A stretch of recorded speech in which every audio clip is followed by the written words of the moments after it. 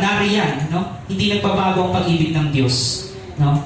At ating pinapasalamatan yung pagkakataong ito at padagdag tayo ng padagdag yung ating mga kabataan na there will be the next generation of this ministry, not only this ministry kundi yung this community, no?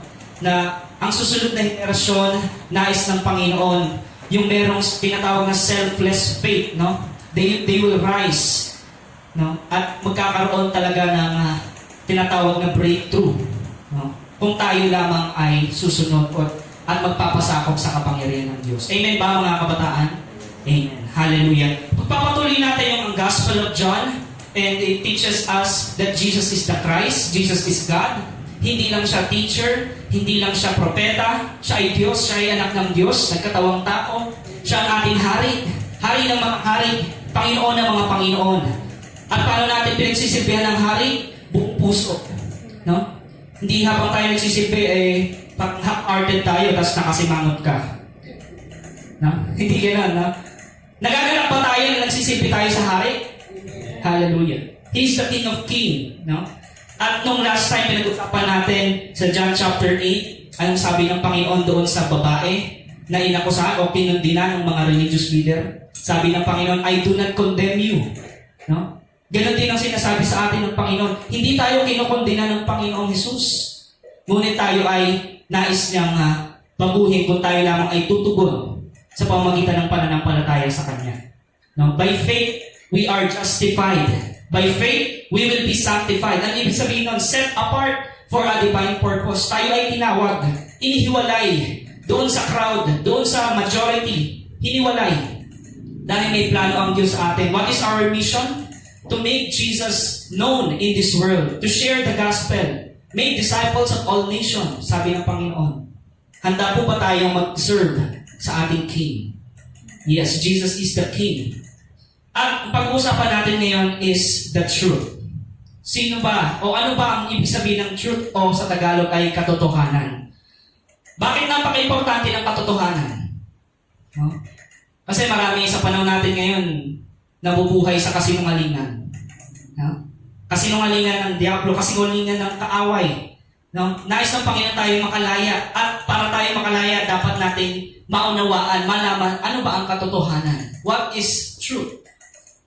What does truth have to do with freedom? No? Bakit sinabi ng Panginoon, if you will continue in my teaching, you will know the truth, no? And the truth will set you free. Anong kinalaman ng katotohanan sa paglaya? Anong kinalaman ng katotohanan sa kalayaan ng tao? Meron kayang kinalaman yun? Yes. The answer is yes. The link between truth and freedom is Jesus. The link, yung tumutugma, no? Sa kalayaan at sa katotohanan ay si Jesus lamang. Maraming beses sa buhay ng tao, we are always jumping into conclusion, no? Halimbawa, may nakita lang na kasama. Uy, si pastor yun may kasamang siguro sila ganun na. Nag-jump ka agad ng conclusion. Maraming tao nag-a-assume ka agad na yun ang katotohanan, pero chismis lang. No? Ang sabi nga, maraming namamatay sa maling akala. Totoo po yan. No? Napaka-importante ng katotohanan. Dahil when you hear a story, no, pag ikaw ay nakarinig ng isang istorya, huwag ka kaagad-agad maniniwala. Huwag kang paniwalain. Alamin mo muna both sides. Alamin mo muna kung ano ba talaga ang katotohanan. Hindi yung may nagsabi lang sa iyo, agad mong tinanggap na yun ang katotohanan. Doon napapahamak ang maraming tao. Dahil madaling maniwala, madaling madaya ang mga tao. Why? Because their thinking is full of lies. No? Kaya napakahalaga yung renewing of the mind. Huwag tayo agad-agad mag-assume o mag-jump doon sa conclusion na inaakala natin yun ang totoo. No? Dahil ang ating isip ay makapangyarihan. Andito ang battlefield. Andito ang labanan. Wrong thinking will produce wrong feeling. Wrong feeling will produce wrong behavior. Kaya kahit maraming Kristiyano sinasabi na, no, Eh kung ang pinapasok mo sa isip mo ay puro hindi totoo, puro kasinungalingan, puro negatibo, ano ang mararamdaman mo ngayon? Matatalo ang iyong pananampalataya. Maapektuhan ang iyong puso, no? Ang puro nakalagay dyan ay negatibo, ikaw ay takot, ikaw ay laging nangangamba. Bakit? Iyon ay pinapasok mo mula sa isip mo. And it will produce wrong behavior. Ngayon, wala kang pananampalataya. No? Makikita na sa karakter mo na taliwas na ang iyong ginagawa. Dahil nagsimula yun sa isip. Tinanggap mo. Nag-conclude ka kaagad. Pero right thinking will produce right feeling. Sinabi ng Diyos, mahal kita, anak. Amen? Alam ba natin mahal tayo ng Diyos? Sinasabi ng Diablo, hindi ka mahal ng Diyos. Ayaw kayang maging masaya. No? Kaya tinatanggap mo yun yung katotohanan. Anong mararamdaman mo? Ay, hindi ako mahal ng Diyos. Hindi ako karapat-dapat sa Diyos. Then, your behavior will be like that. Lalayo ka na. No? Lalayo ka na sa mga taong umaakay sa'yo patungo sa Panginoon. Bakit? Tinanggap mo yung kasinungalingan sa isip mo. That's why truth is important. Si Satanas, gusto niya tayo maniwala sa kanya. He wants us to believe what is not true. Si Satan, ang gusto niya, division. Di ba? Bakit nagkaka-divide? Kadalasan yan, sa chismis lang eh. Diba? Naniniwala ka agad-agad eh. Sa chismis lang. Atake ni Satanas. Eh wala kang discerning spirit. Why? Because your heart is not full of the Word of God. No? Satan wants us to cause divisions and problems. No? It is important we think properly. Kaya nga napakahalaga ng Bible study, gantong pag-attend, pag-meditate natin. Theology is important. Study of the Word of God is important. No?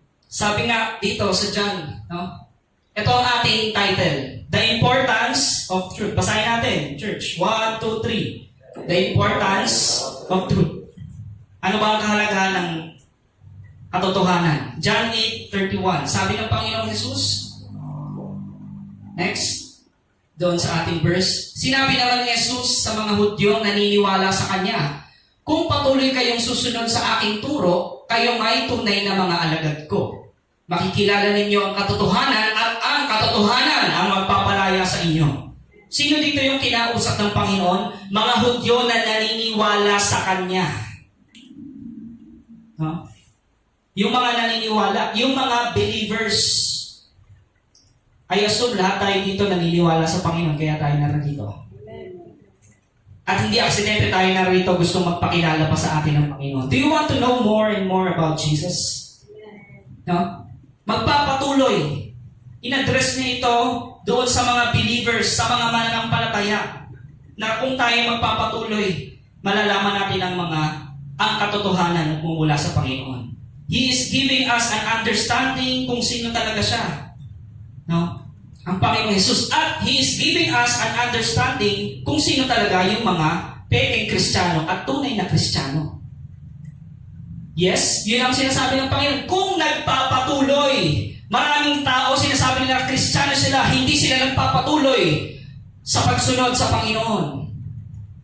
Dito natin malalaman kung sino ang tunay na Kristiyano at hindi. Jesus is giving us the understanding. Makikilala ninyo ang katotohanan at ang katotohanan ang magpapalaya sa inyo. If you will continue in my word, sabi ng Panginoon, ang tunay na disciple, sino ang disciples of Christ dito? Hallelujah. Hindi lang basta-basta pangalan ng ministry to. Amen? This is written. Tinawag na mga alagad ni Kristo. Sino yung tunay na mga alagad ni Kristo? Yung nagpapatuloy sa Kanya. Yung hindi sumusuko sa kabila ng mga problema. Kumakapit na si Jesucristo lamang ang pag-asa. At tunay nga tayo nakakalaya. Nakakasurvive. Hindi lang nakakasurvive. Tayo ay mananagumpay because of Jesus. Not because of our self-will. No? Kaya sinasabi, a true believer is a disciple. Ang tunay na mananampalataya ay tunay na alagad. Hindi ka pwedeng maging tunay na alagad kung hindi ka nananampalataya. Ano ibig sabihin ng alagad? Ikaw ay committed. Ibig sabihin, isinuko mo na ang buong buhay mo sa Panginoon. No? You declare that Jesus is your Lord, your God, your Savior, your provider, your healer, your everything. That is the true disciple na tinatawag. Amen. Committed ka sa Word of God. Hindi ka basta-basta naniniwala sa chismis. Hindi ikaw yung Kristiyanong tipong mapaniwalain. Bakit? Punong-puno ng katotohanan ang puso ng isang tunay na Kristiyano. Meron siyang discerning spirit. Alam niya yung kausap niya kung nagsisinungaling o nagsasabi ng totoo. Bakit? Dahil si Jesus, ang kanyang espiritu ay nananahan sa iyo. Amen. Posible ba na ang isang alagad ay hindi sumunod sa Diyos? Meron bang alagad na hindi sumusunod sa Diyos? Technically, ang answer dyan, oo at hindi. Bakit oo at hindi? Dahil meron sinasabi, naniniwala. Maging ang demonyo naman naniniwala, nanginginig pa nga eh. Ang tanong, sumusunod ba? Nagpapatuloy. Mababasa natin yan sa Biblia. Maging ang diablo, ang mga demonyo, naniniwalang may Diyos at nanginginig pa nga, nangangatal pa nga. No? Pero hindi talaga sila sumasampalataya sapagkat hindi sila sumusunod. No? He does not continue. Ano ibig sabihin yung continue? Ito ay sinabi sa Greek word, meno. Ano ibig sabihin yung meno? Doon ka na nakatira. You make that residence. You continue. You abide. You commit your life. Yun ang ibig sabihin ng continue. No? It means to stay. Ikaw ay nananatili. You will be still and know that He is your God. Yun ang ibig sabihin ng continue or meno sa Greek word. There are true and counterfeit disciples of Jesus Christ. Amen? Agree ba tayo doon? May mga tunay at may mga nagpapanggap na alagad ni Kristo. If you continue, you will know the truth and it will make you free. Mararanasan natin ang katotohanan. Sino dito gusto malaman ang katotohanan? Hallelujah. Dahil ang katotohanan ay makakaapekto sa buhay natin. Makakaapekto sa future natin. Kung hindi mo alam ang katotohanan at basta-basta ka na lang naniniwala, no, na hindi mo sinusuri kung iyon ay totoo, yun ay delikado. At ayaw yun ng Panginoon. Kaya ang nais ng Panginoon tayo ay magpatuloy dahil ito ay makakapag-apekto sa ating hinaharap. Nakikita niyo ba yung panahon natin ngayon? Napakahalaga ng katotohanan na malaman natin. Amen. Example, sa mathematics, sa engineering, merong mga katotohanan na dapat sundin dyan. Kapag ang isang building ay ginagawa at hindi sinunod ng engineer at ng mga manggagawa ang katotohanan sa logic sa paggawa ng building, anong mangyayari sa building? Madaling bumagsak kung hindi nila susundin yung standard truth.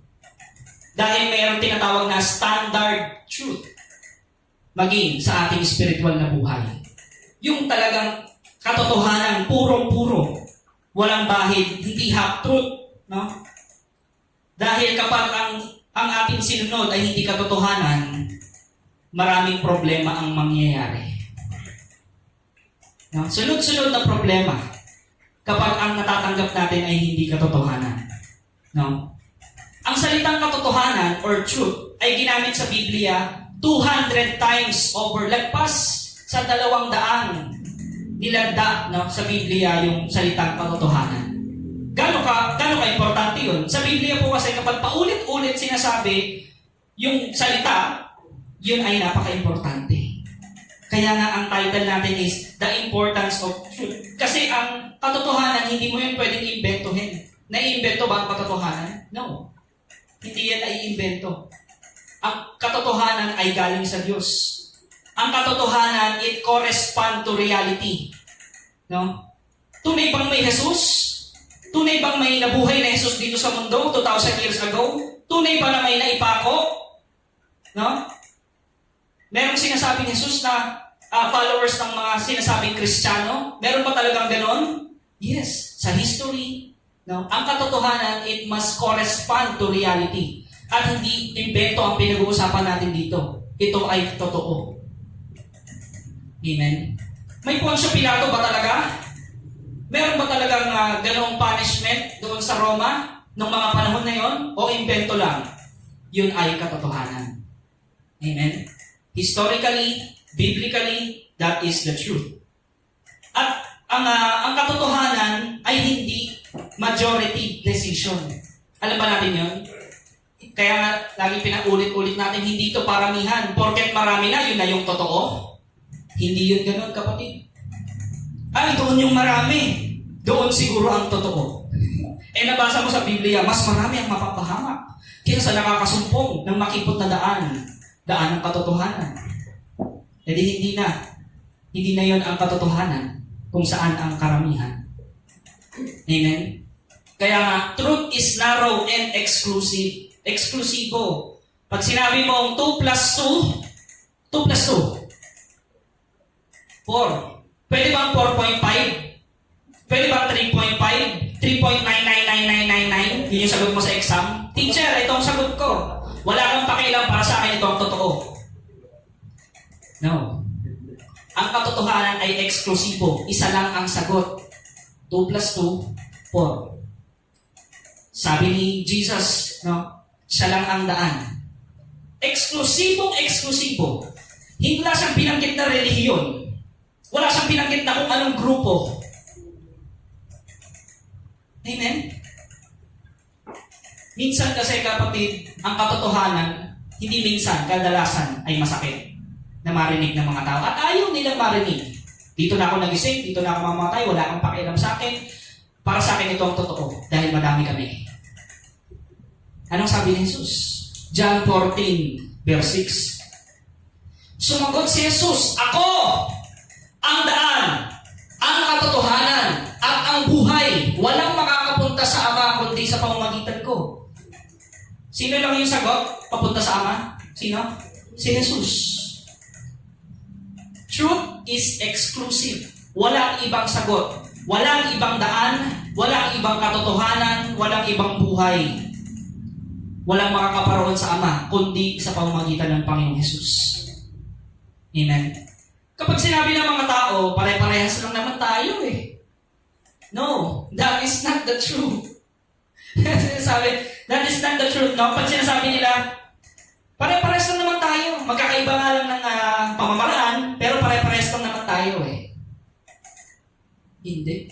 Pag binasa mo sa Biblia, si Jesus lang. Pag sinabi mong si Jesus ay tao, sisigaw ako, si Jesus ay Diyos. Dahil yun ang sinabi sa Biblia. Pag sinabi mong si Jesus ay tao lang, propeta lang, hindi ako papayag, kapatid. Dahil itong sinabi niya, I am, sabi niya, bago pa si Abraham, ako nga. Sino siya? Tao lang? Propeta lang? Guru lang? Anong ginagawa ng mga churches ngayon? Na mga sinasabing tunay na churches. Maraming kinakahiya ata ang katotohanan. Natatakot doon sa karamihan. Na ma-persecute, no? Na masiraan ka ng karamihan dahil mas maraming sinungaling na tao eh. Kaya sa nagsasabi ng totoo. What is the truth? Napaka-importante, kapatid. Maraming tao sa ating panahon ng ngayon, hindi alam kung anong salitang pag-ibig. Mga kabataan, what is love? Ay, kuya din, love is blind. Alam ko yan. Love is, basta pogi siya, basta maganda siya, mahal ko siya. Tsaka sexy siya. Yun ba yung sinasabi ng Diyos patungkol sa pag-ibig? Yan. Maraming nasisirang pamilya dahil hindi alam ang katotohanan patungkol sa pag-ibig. Amen? What is truth? Kaya nga, no wonder, ang Panginoong Jesus gusto niyang sabihin sa atin ang katotohanan. No? For us to become His followers. Because there's a real problem. Meron tayong kaaway. Merong ama ng kasinungalingan na nagpapalaganap ng chismis, ng fake news sa buong mundo. Merong ama ng kasinungalingan na dapat nating malaman kung sino yung kaaway na yun. Sabi ng Panginoon sa John 8:44, ang Diablo, ang inyong ama, sabi niya dun sa mga kausap niya, hindi kayo Naisipin nyo kayo. Ang Diablo, ang inyong ama, at ang gusto ninyong gawin ay kung ano ang gusto niya.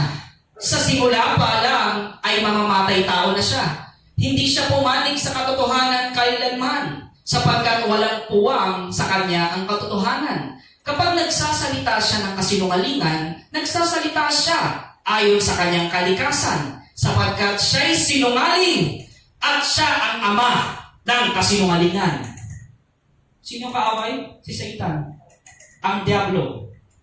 Our enemy Satan is the father of lies. He is a liar. Sabi niya, hindi ka mahal ng Diyos, kaya ka dumadanas ng ganyan. Papapasukin mo ba ngayon yan sa isip mo, kapatid? Kaya ka may karamdaman, kaya ka may sakit, ganyan dahil hindi ka mahal ng Diyos. Tatanggapin mo ba yan? Kung ikaw ay tunay na alagad ni Kristo at punong-puno ka ng katotohanan, hindi mo tatanggapin yan. Sa kabila ng mga sakit, karamdaman, pait ng buhay, sasabihin mo, mahal ako ng Diyos. Dahil yun ay totoo. Amen? Ang paraan ni Satanas para kontrolin ka, ito, kasinungalingan. Maraming tao, ganyan, yung mga scammer, bobolahin ka para makontrol ang isip mo. Yan ang paraan ni Satanas para kontrolin ang mga tao. Sa pamamagitan ng mabulagas na pagsasalita, mga kasinungalingan, paghabi ng kasinungalingan, yan ang ginagamit niya. Ano ang iyong panlaban? Ano ang inyong panglaban? Kilala mo pa si Jesus. The moment you believe his lies, yung kasinungalingan ni Satanas, you will be under his control. Makokontrol ka na ngayon ni Satanas. Makakaramdam ka na ngayon ng iba't ibang klaseng negatibo, ng takot, ng pangamba. Hindi ka ngayon makatulog. Bakit? Tinanggap mo yung kasinungalingan galing kay Satanas. Amen? Ang Biblia, ang sinasabi sa atin, sa isip, ang ating battleground. Kung saan nagkakaroon gera. Anong meron sa isip mo? Maraming kabataan o maraming tao, ang isip ngayon ay tinatawag na distorted. Dahil, puro kasinungalingan na yung pumapasok eh. Ngayon, sunod-sunuran ka kung anong sabihin ni Satanas na sinungaling. No? If you don't know the truth, you are doomed to believe the lies of Satan. Katulad kay Adan at kay Eva. Ano bang nangyari sa akin? Basahin natin. Si Genesis chapter 3 verse 1. Ang ahas, ang pinakatuso sa lahat ng hayop na nilikha ng Panginoong Yahweh. Isang araw, tinanong nito ang babae, totoo bang sinabi ng Diyos na huwag kayong kakain ng anumang bungang kahoy sa halamanan? Yan. Nakita niyo yung taktika ni Satan? Una yan, tatanungin ka yan eh. Totoo ba? He will make you doubt the word of God.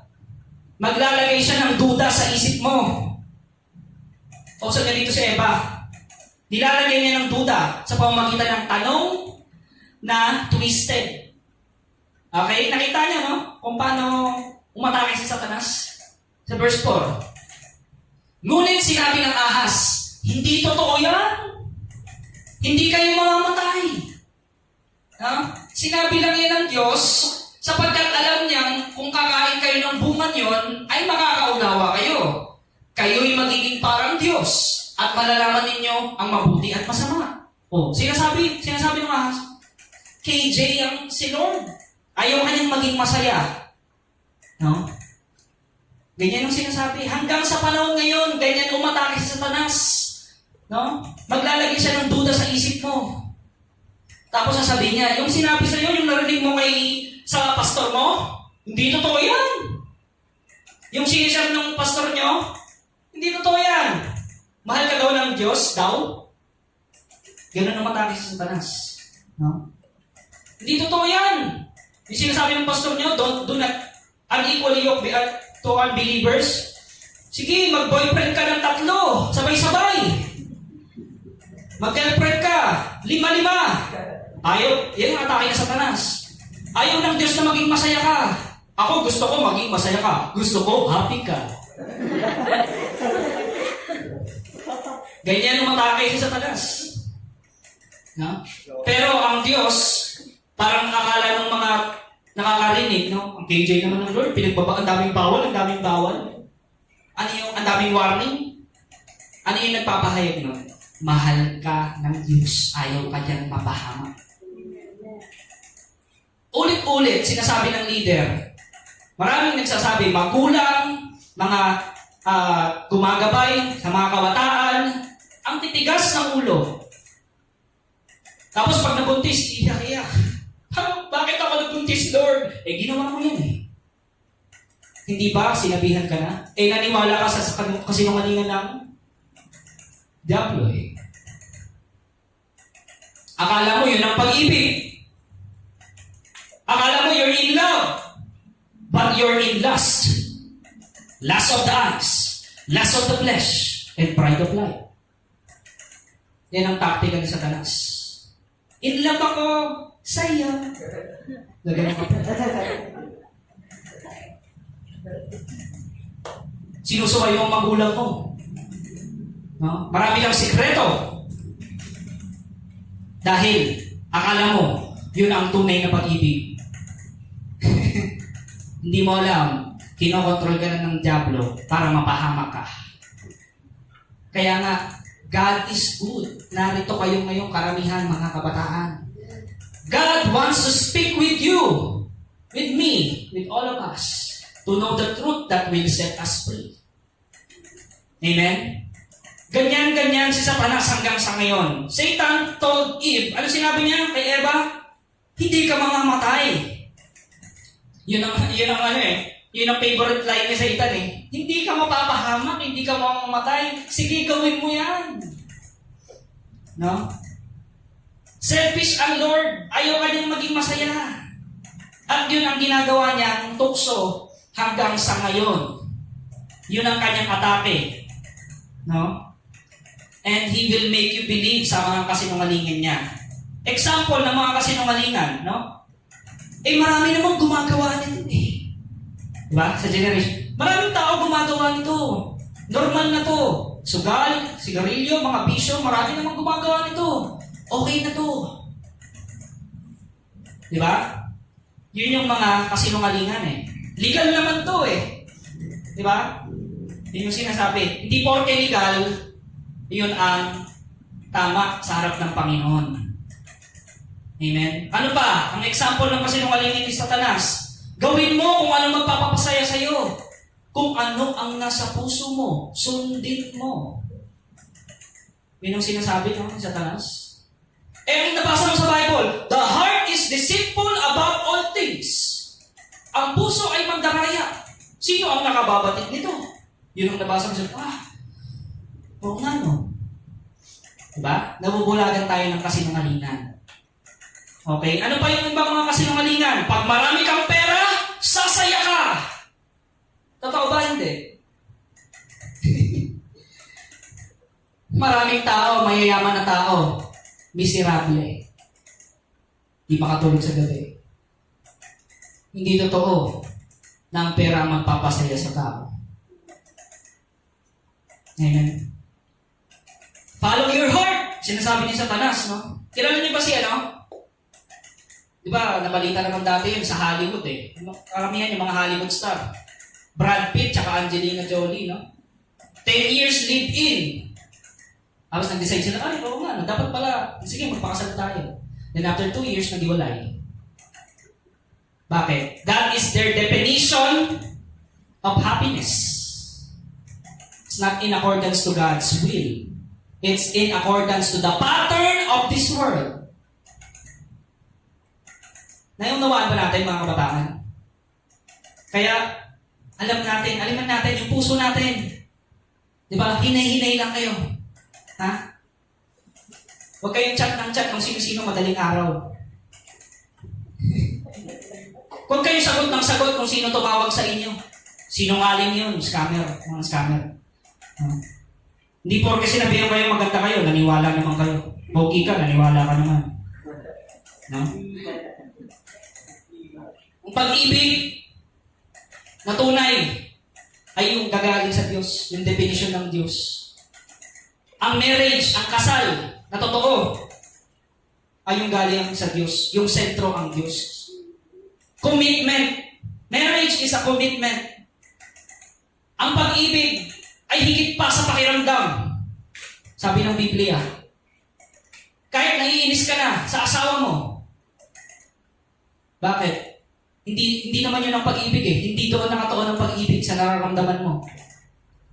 Marriage is a commitment. Love is a commitment. Sabi ng Panginoon, no? For God so loved the world. He gave. Ang pag-ibig lagi nagbibigay yan. Bigay. Puro ganun yun. Kaya ng pag-ibig ng Diyos. It is an action. True love ay galing sa Panginoon. Yung definition ng Diyos, hindi definition ng kung sino.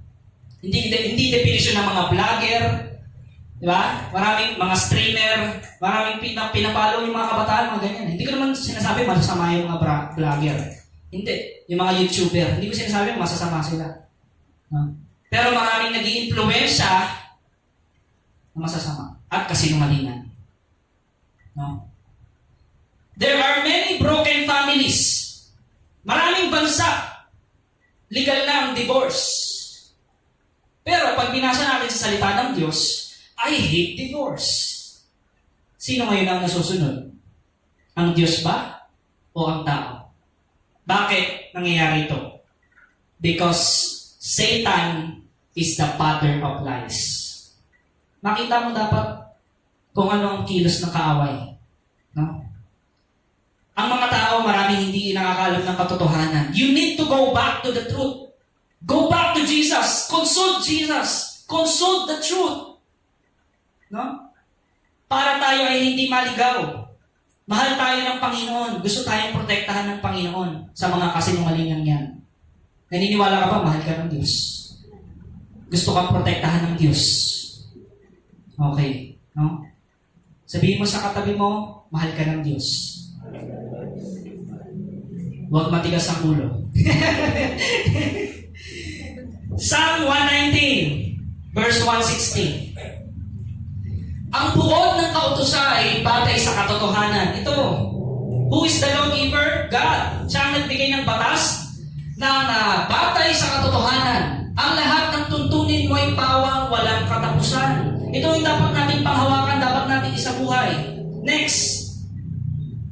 Ano pa ang sabi? Ang magmahal sa utos mo ay mapayapa iyong buhay. Amen? Meron ka pa rin peace. Because Jesus is the Word of God na iyong tinatanggap sa buhay mo. Amen? Matatag ang taong ito at hindi mabubuwal. Ang taong punong-puno ng salita ng Diyos ay matatag sa kabila ng mga iba't ibang problema. Matatag yan. Alam niya ang totoo. Alam niya na panandalian lang tong buhay dito. May buhay na inilaan ng Diyos na magpasawalang hanggan. And yun ang tunay na alagad, no? Yung nagmamahal sa utos ng Diyos, nagmamahal sa kanyang salita, committed sa kanyang salita. Hindi binabatay sa pakiramdam. Pakiramdam ko, a-attend ako ngayon. Pakiramdam ko, magbabasa ako ng Bible ngayon. Hindi ganun. Commitment. Pakiramdam ko, parang nakaramdaman ko, dapat ako manalangin. Hindi ganun. No? Sinabi ko nga sa inyo, mga kapatid, ang panalangin hindi naman laging nasa kwarto ka, doon ka na. Kahit saan ka, pwede kang manalangin. Kaya nga may kausap ka eh. Lord, tulungan mo ako na masagot ko itong kausap ko. Kahit sa puso mo, hindi mo sambitin ng maayos. Lord, tulungan mo ako. Diba, kausap mo yung boss mo, o kung sinong tao. Ganun. Ang panalangin. Titus 1:2. Anong sabi? At bigyan sila ng pag-asa sa buhay na walang hanggan. Yun, binigyan tayo ng pag-asa ng Diyos. Buhay na walang hanggan. Bago palikhain ang sanlibutan, ang buhay na ito ay ipinangako na ng Diyos na kailanmay hindi nagsisinungaling. Ang Diyos kailanman, hindi siya nagsisinungaling. Kung ano ang sabihin ng Diyos, mangyayari. Tingnan mo nangyari sa mundo natin yan. Pinauna na yan ng Panginoon. Kung ano ang pangako ng Diyos, mangyayari. Sinabi ni Jesus, ako'y babalik, siya'y babalik, tunay at mangyayari. Amen? He will fulfill His promises. Kaya ang katotohanan at ang kalayaan, they are together. Magkasama yan. Kapag nalaman mo yung katotohanan, makakalaya ka ngayon sa mga negatibong kasinungalingan na naririnig mo sa mundo dahil kay Jesus. Again, ang sabi dito,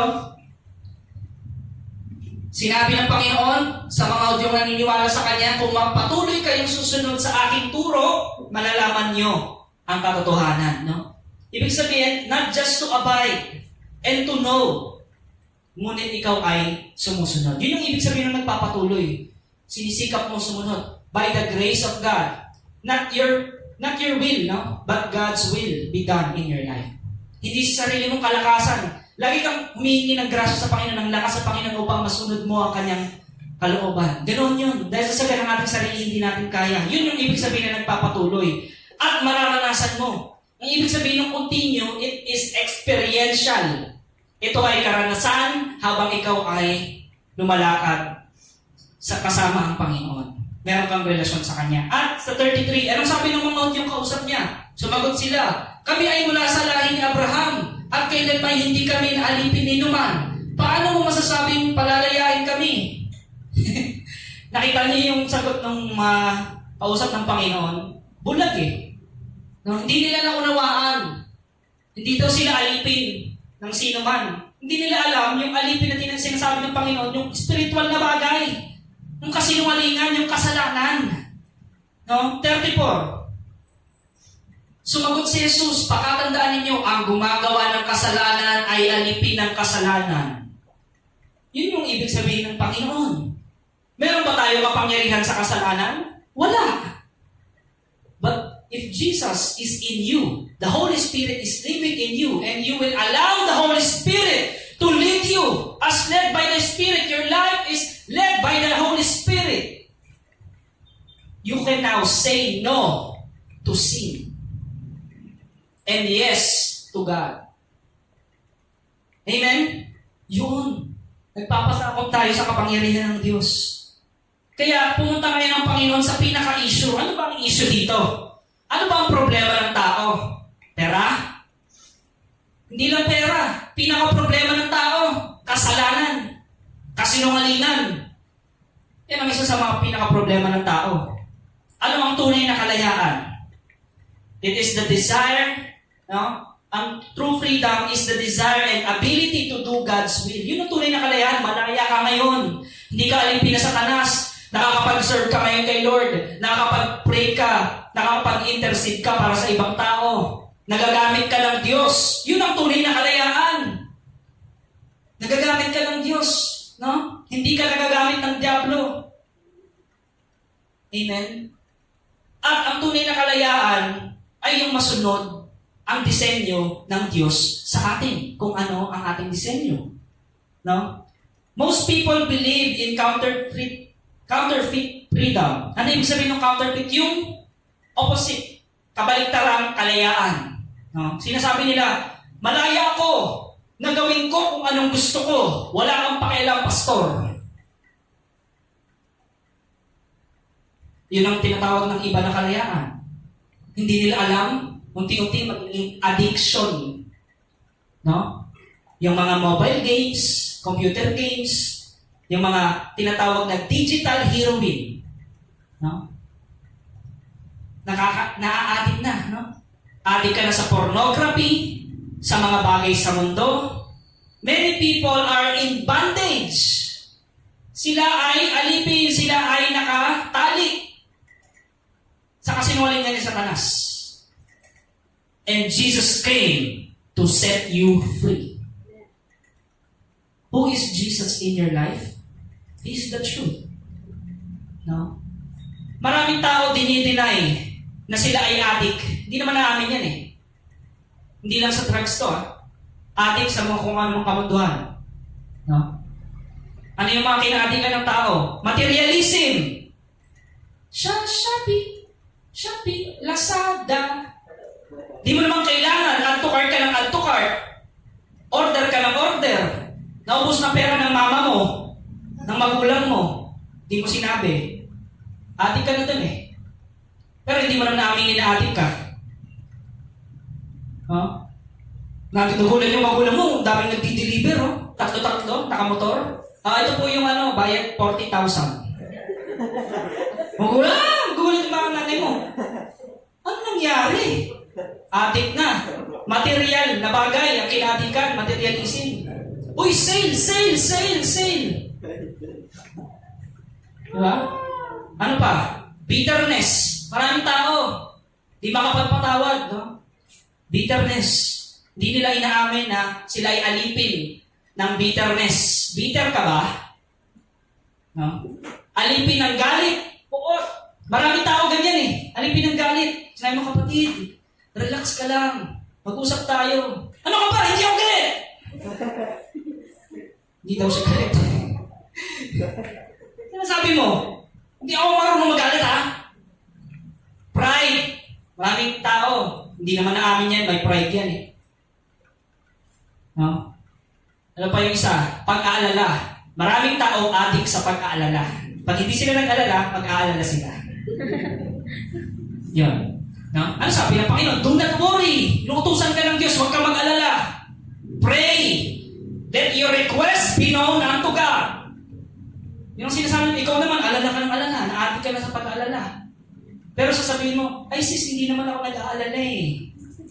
Pero pag di ko inalala, mag-aalala ako. 36. Kung ang anak ang magpalaya sa inyo, kayo ay magiging tunay na malaya. Sino yung anak ng Diyos? Si Jesus.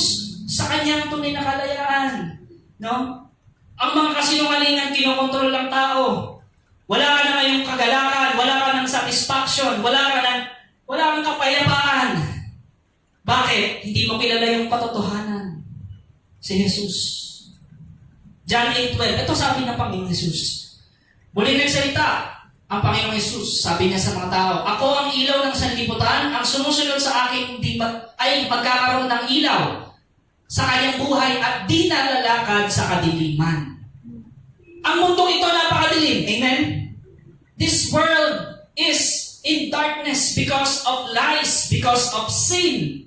Maraming tao na brainwash ng kasinungalingan ng Satanas. Brainwash na sila. Why do you think there are a lot of heartaches and problems sa mundo? Bakit maraming wasak na puso, wasak na pamilya, maraming problema sa sanlibutan? Dahil paniwalang-paniwala sa mga kasinungalingan ng Satanas. Kaya nga, you got to think. No? Think. Sa isip mo, ano ba? What is truth? Who is the truth? Follow Jesus and you will not walk in darkness. Sa mundong ito, napakadilim, hindi mo alam yung gagawin. Hindi mo alam kung saan ka patungo. Bulag na bulag ka. Kung ano lang marinig mong boses na kasinungaling, niwala ka naman. Dahil napakadilim. Pero nung nakilala mo si Jesus, nagliwanag ang iyong buhay. Hallelujah. Because Jesus is the light. John 8:51. Pakatandaan ninyo, ang tumutupad ng aking salita, hindi mamamatay kailanman. Ito ang katotohanan, kapatid. Sino takot mamatay? Minimum sa Diyos. Takot ako, Panginoon. No? Takot ako sa mga nangyayaring pandemic na ito. Pero ito yung sinasabi ng Diyos sa iyo. Buhay na mula sa Kanya. Anak, ang buhay mo dito sa mundo, may katapusan. Yun ang sabi ng Panginoon. Amen. May hangganan. Pero, meron kang buhay na walang hanggan. Hindi ka mamamatay. Huwag mong isipin yung mga puro physical na bagay. You are now in Christ. You are a new creation. There will come a new Jerusalem, new heaven and earth, and you will be with me in paradise. Yun ang sinasabi ng Panginoon. Jesus is claiming, anong kiniklaim ng Diyos dito? Siya ang may hawak ng buhay. He is claiming that He is the Lord of life. Kapag na kay Jesus ka, mawawala ang takot mo sa kamatayan. Understand. You now have the understanding, and the truth will set you free. Sa verse 52. Ngayon, natitiyak namin, sinasabihan ka nga ng demonyo. Inakusahan ng Panginoong Jesus, no? Namatay si Abraham at ang mga propeta, ngunit sinasabi mong hindi ka mamamatay kailanman. Ang sino mang tumutupad ng iyong aral. Next. Mas magaling ka pa ba kaysa sa aming amang si Abraham? Siya'y namatay, gayon din ang mga propeta. Ano ba ang palagay mo sa sarili mo? Ano tingin mo sa sarili mo? Sabi nila sa Panginoon Jesus, sino ka ba? Sa akala mo, sino ka ba? Ano sabi ng Panginoon Jesus? 56. Natuwa ang inyong amang si Abraham nang malaman niyang makikita niya ang araw ng aking pagdating. Sino ba siya? Ano yung pinapahiwatig ng Panginoon? Sino ba siya? Nakita nga niya ito at siya'y nagalak. Nung sinabi ng Diyos, pinangako ng Diyos, pagpapalain, no? Sa pamamagitan ng iyong binhi, ang mga nasyon. God promised Abraham, no? At sinabi niya sa 57, bakit? Sino ba si Jesus? Dahil dito yung sinabi sa kanya ng mga Hudyo, wala ka pang 50 taon kulang? Paano mo masasabi nakita mo si Abraham?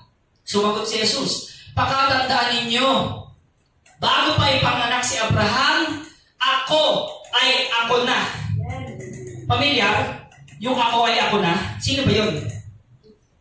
Sino ba yung nagsasabing ako ay ako na nga? Sino ba yun? Sa Exodus 3:14. Sino yung kausap ni Moses? Ako'y si ako nga. Sabihin mo sa mga Israelita na sinugo ka ng Diyos na ang pangalan ay I am. Ako nga. Hindi niya sinabi na before Abraham, I was. Hindi niya sinabing I was. Before Abraham, I am. Ano ibig sabihin ng I am? He is the beginning and the end. Hawak niya ang oras. Siya ay Diyos. He is the Alpha and the Omega. Amen. I am. He is eternal. He is the Son of God. Kilala mo ba si Jesus? Kapatid, sino siya sa pagkakilala? Ito ang kanyang sinasabi. Ako nga. Kaya nga, ulitin natin yung sinabi niya sa 59. No? Nagsitampot sila ng bato upang siya'y batuhin. Ngunit nagtago si Jesus at lumabas ng templo. Ayun yung kanilang ginawa sa Panginoon. Hindi nila matanggap yung sinasabi ng Panginoon. True freedom is to know Jesus na siya ang anak ng Diyos. Next, 8:36, sabi niya, kung ang anak ang magpalaya sa inyo, kayo nga ay tunay na malaya. Si Jesus lang ang magpapalaya sa atin. No? Katulad ng ibon, no? Malayang makalipad. Pero ang ibon, kapag nilagay mo sa tubig, nilunod mo, ano mangyayari sa kanya? Hindi naman siya nakaliselid dun eh. Diba? Kung ano yung sinabi ng Diyos, kung sino ka, what is your identity, yun ka. You are fearfully and wonderfully made. Wow! You are the masterpiece of God. God loves you. Sino ka ngayon? Anak ako ngayon ng Diyos. Amen. Sinasabi sa inyo, hindi. Hindi ka, masama ka. Ikaw ay masama. Okay lang yan. Magpakasama ka pa. Hindi yun ang katotohanan. Kaya nga, sabi, no, when you surrender your freedom to Jesus, you will experience true freedom. Gusto ba natin maranasan ang tunay na kalayaan? Surrender to Jesus. Surrender your life. No?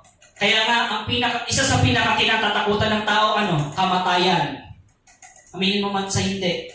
Na pag nandun ka na, sa kalagitnaan, ng between life and death situation ka na. Nandun na yung takot. Pero kung kilala mo si Jesus, no, because He lives, I can face tomorrow. No? Because He lives, all fear is gone. Because I know I have my future. And life is worth a living just because He lives. Yun ang totoo, kapatid. Do you want to experience the goodness of the Lord? Do you want to experience true freedom? Ngayon tayo ay mananalangin. Are you ready to surrender? Surrender mo to God. Your worries, your problem. Kung kinausap ka ngayon ng Panginoon, alam ng Diyos yung nasa puso mo ngayon. Alam ng Diyos yung atake ng diablo sa buhay mo, sa pamilya mo, na bumugulo sa iyo, mga kasinungalingan, mga chismis, mga bagay na hindi totoo. And now Jesus is saying, I am who I am. I died for you, sabi ng Panginoon. I love you. And I will come back for you. Ayun ang katotohanan. Let us pray. Ama naming Diyos, makapangyarihan sa lahat. Salamat o Diyos sa iyong pag-ibig sa amin na magpasawalang hanggan. Pag-ibig na hindi nagbabago. Salamat o Diyos na ikaw ang aming Diyos na tunay na kailanman hindi nagsisinungaling. Kaya naman, Panginoon, natas namin sa iyo ang aming mga puso. Tunay nga o Diyos ang aming puso.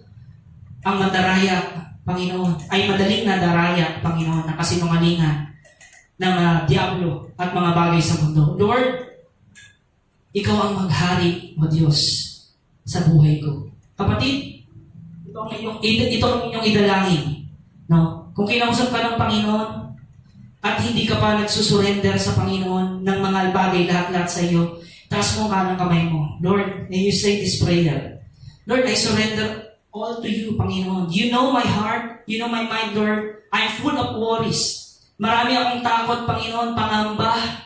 Maraming bagay, Panginoon, ang kasinungalingan, Panginoon, ang natanggap ko. Panginoon, you're the only one that can set me free.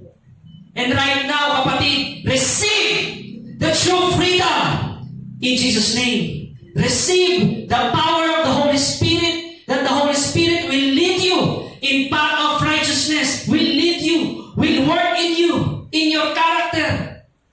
The Holy Spirit will help you. Allow the Holy Spirit. Receive the true freedom from Jesus. Surrender mo. Sige kapatid. Huwag kang mag-hesitate. Give it all to Jesus. Trust Him. Know Him that He is God. He is your Savior. He is your King. Surrender all to Jesus. Father God, I commit to you this ministry. I commit to you this generation, Panginoon, mga kabataan, at ang lahat ng narito, Panginoon. I commit to you, Lord, maging yung wala dito, Panginoon. Lord, have your way, Panginoon, dun sa mga wala dito, Panginoon. Maabot sila, mapaalala sila ng katotohanan mo, ng encouragement, ng salita mo, Panginoon, para nandun ang aming kasiglahan sa araw-araw, na magpuri sa iyo, magpasalamat sa iyo, sa kabila ng pandemyang ito. Lord, have your way. Let your will be done. We give you praise, we give you honor, Father, in Jesus' name. Amen. Palapakan natin ang Diyos. Tawagin ko si Pastor.